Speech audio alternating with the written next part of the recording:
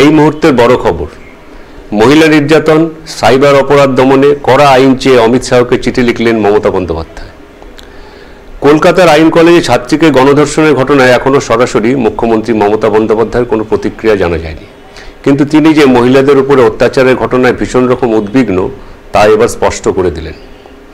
বৃহস্পতিবার মুখ্যমন্ত্রী মমতা বন্দ্যোপাধ্যায় কেন্দ্রীয় স্বরাষ্ট্রমন্ত্রী অমিত শাহকে একটি চিঠি পাঠিয়ে সোশ্যাল মিডিয়ায় উস্কানিমূলক প্রচার, সাইবার অপরাধ বেড়ে যাওয়া রুখতে আরও কড়া আইন ও নিয়ম নীতি চালু করার আর্জি জানিয়েছেন। সেই চিঠিতেই মুখ্যমন্ত্রী লিখেছেন, সোশ্যাল মিডিয়ায় উস্কানিমূলক প্রচার বাড়ছে। কেউ একটা কিছু ভিডিও জোগাড় করে বা বানিয়ে উস্কানিমূলক প্রচার করলে তা মুহূর্তে শেয়ারের সুবাদে ভাইরাল হচ্ছে। আবার কখনো এমন কিছু ভুয়ো ভিডিও ছড়ানো হচ্ছে যাতে অপরাধ প্রবণতা বাড়ছে। উপরন্তু বিভ্রান্তিকর গল্প ফেদে নানা ছবি কাটপেস্ট করে এমন ভিডিও বানানো হচ্ছে যে তা শেয়ারের ফলে গোলমালের আশঙ্কাও বাড়ছে। এতে সম্প্রীতি নষ্ট করার চক্রান্ত শুধু নয়, এমন অনেক কন্টেন্ট সোশ্যাল মিডিয়ায় ছড়ানো হচ্ছে যা মহিলাদের উপরে অত্যাচার করতে উস্কানি দিতে পারে। মুখ্যমন্ত্রী মনে করেন সোশ্যাল মিডিয়ার কিছু অংশে উস্কানিমূলক বিষয়বস্তু পোস্টের প্রবণতা বাড়ছে, সাইবার অপরাধও উদ্বেগজনকভাবে বাড়ছে। তা নিয়ে তিনি গভীরভাবে উদ্বেগ প্রকাশ করে কেন্দ্রীয় স্বরাষ্ট্রমন্ত্রীকে লিখেছেন, এই উস্কানিমূলক কন্টেন্ট, সাইবার অপরাধ জনসাধারণের শান্তি এবং আমাদের সামাজিক কাঠামোর জন্য ক্রমবর্ধমানভাবে গুরুতর চ্যালেঞ্জ তৈরি করছে।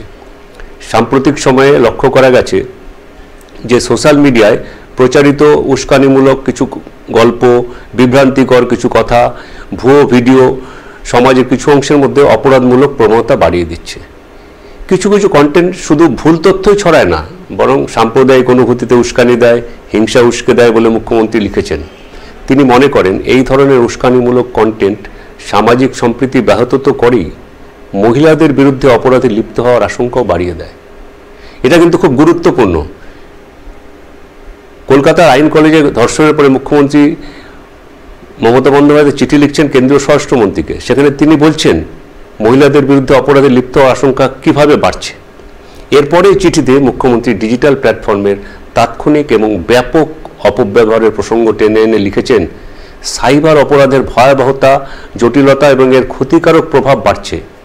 আর্থিক জালিয়াতি এবং অনলাইন হয়রানি, মানহানি পর্যন্ত করা হচ্ছে সাইবার অপরাধের মাধ্যমে। এই সাইবার অপরাধ যে কোনো ব্যক্তি এবং প্রতিষ্ঠান দুক্ষেত্রেই কিন্তু মারাত্মক ক্ষতি করতে পারে এবং করছেও। মুখ্যমন্ত্রী ওই চিঠিতে লিখেছেন, উস্কানিমূলক সোশ্যাল মিডিয়া পোস্ট এবং সাইবার অপরাধ দুটো বিষয়ই সমাজের সবথেকে দুর্বল শ্রেণীকে টার্গেট করে। দুর্বল শ্রেণী মানে নারী, শিশু, বয়স্ক এবং অর্থনৈতিকভাবে যারা দুর্বল তারাই কিন্তু টার্গেট হয়, কারণ তাদের অনেকে এটা প্রথমে বুঝতে বা উপলব্ধি করতে পারেন না। যখন বুঝতে পারেন ততক্ষণে যা ক্ষতি হওয়ার হয়ে যায়।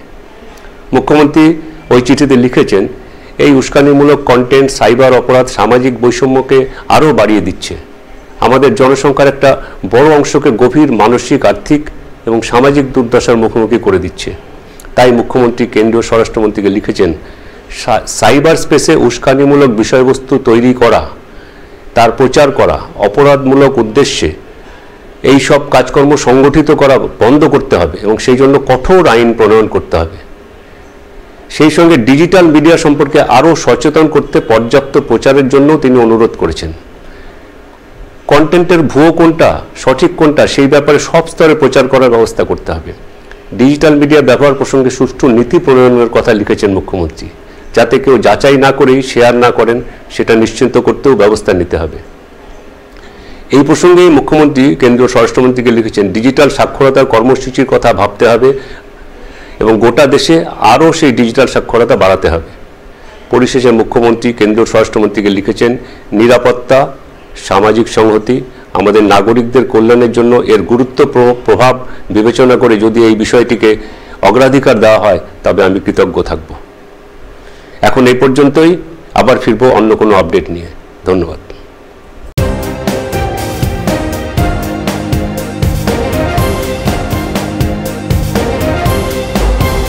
আমদরিয়া নিউজ, প্রান্তজনের কণ্ঠস্বর।